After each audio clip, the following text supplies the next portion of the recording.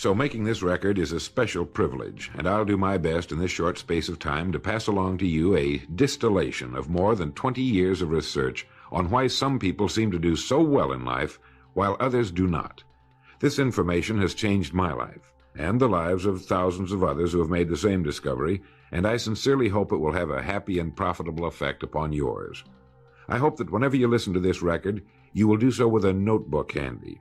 We seem to forget the spoken word quickly, and only by repeated playings in the home, without distractions, can this information become a permanent part of your way of life.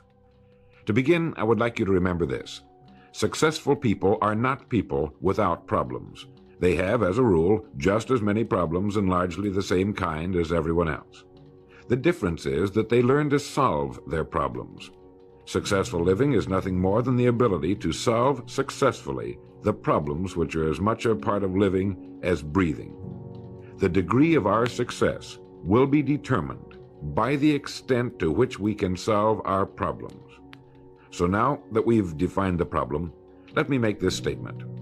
If you can tell me what you want, I can tell you how to get it. The problem with the great majority of individuals is not with their ability to achieve their goals in life, but rather with the failure to understand two factors vital to successful living. The first is to make the decision as to what it is we want enough to give it most of our attention until it's been achieved, and to clearly define it.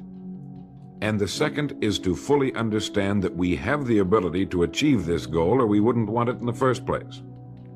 The next vital rule to successful living is to understand that our success is won or lost by our ability to serve others. We are interdependent, and it's just as impossible to succeed without serving others as it would be to live in our modern world without others serving us. Our rewards in life will and must always be in exact proportion to our service.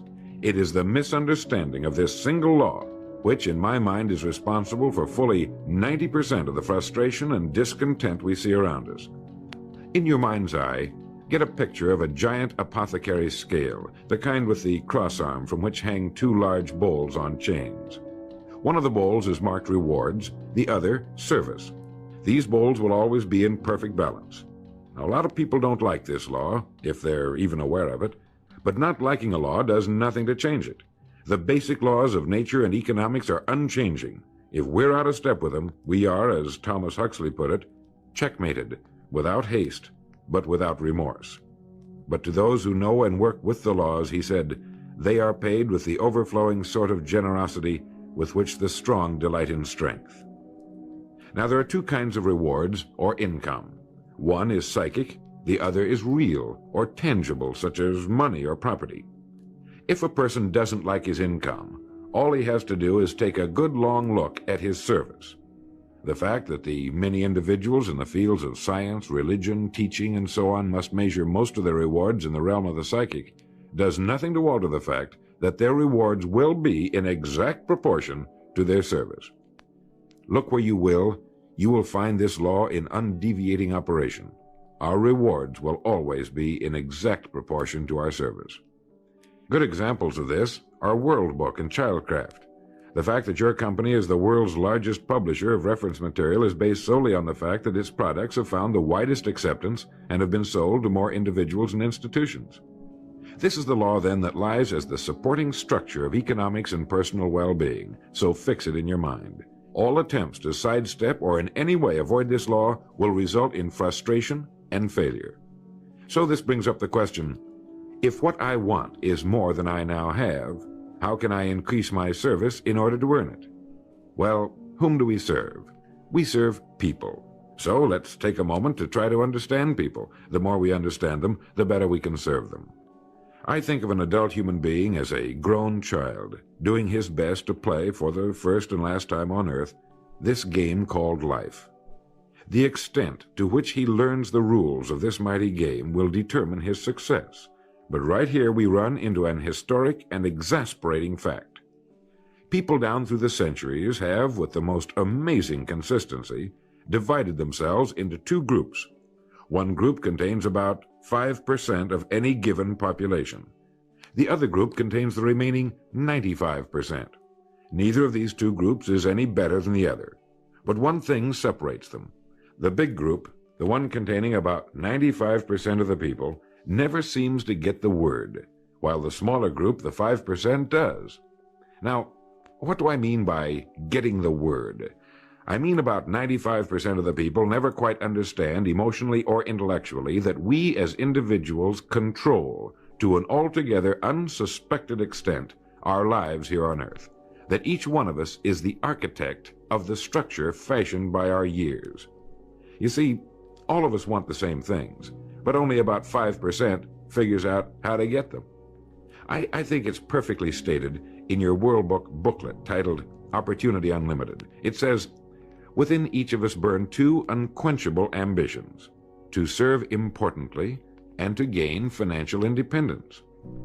Both of these worthwhile goals are within the reach of all of us, man or woman, but according to statistics, only about 5% achieve both of them. Why? Let's look at it logically. Every human being has a tendency to think, act, and talk like those by whom he is surrounded. This is environment, and it exercises an enormous influence on our lives. We've already pointed out that 95% don't seem to get the word in life. Then it follows that in the case of any given individual, the odds are 95 to 5 that he is surrounded by the larger group. And since a body in motion tends to remain in motion until acted upon by an outside force, that he will continue to conform to his group unless we can do a better job of serving him through knowledge. Here is our largest opportunity for service, and the rewards will take care of themselves.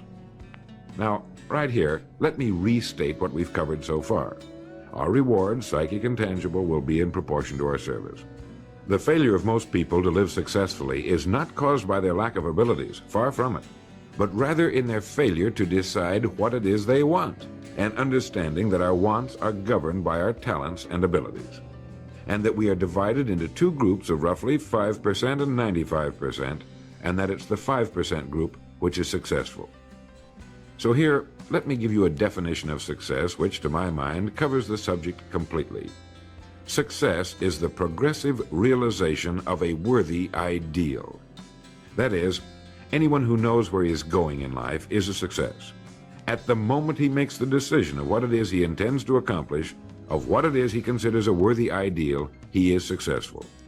Once this goal has been accomplished, he is again, by our definition, a failure, until he establishes a new goal toward which to work. To my mind, this is what we as human beings were intended to do, to go through life from one achievement to another, and to finally